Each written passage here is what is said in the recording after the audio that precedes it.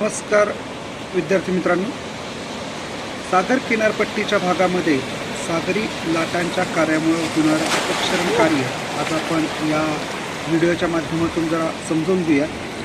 सागर किनारी असणारा जो खडक आहे, या खडकावरती सागरी लाटा या येऊन आदळतात आणि त्यांचा वेग जास्त असतो। त्याचबरोबर सागरी लाटा या क्षारयुक्त असतात आणि खडकांमध्ये असणारे जे काही खनिज आहे, या खनिजांमधली काही खनिज या सागरी लाटांच्या पाण्याबरोबर विरघळतात आणि वाहून जातात। त्यामुळे खडक ठिसूळ बनतो, सच्छिद्र बनतो। आपल्याला ती सच्छिद्रता या ठिकाणी पाहायला मिळते।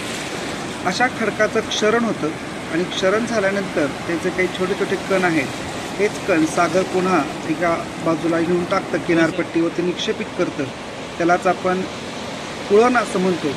खडकाचं हे क्षरण किंवा अपक्षरण हे सागरी लाटाचं एक प्रमुख कार्य आपल्याला पाहायला मिळतं। सागर किनारी असणारे एक क्षरणाचं कार्य पाहिल्यानंतर तुम्हाला काय वाटतं ते आवर्जून कळवा। याच्याबद्दल अधिक अभ्यास नक्की करा। आपला चॅनल एज जिओ हंटला लाईक करा, सबस्क्राईब करा आणि शेअर करायला विसरू नका। थँक्यू।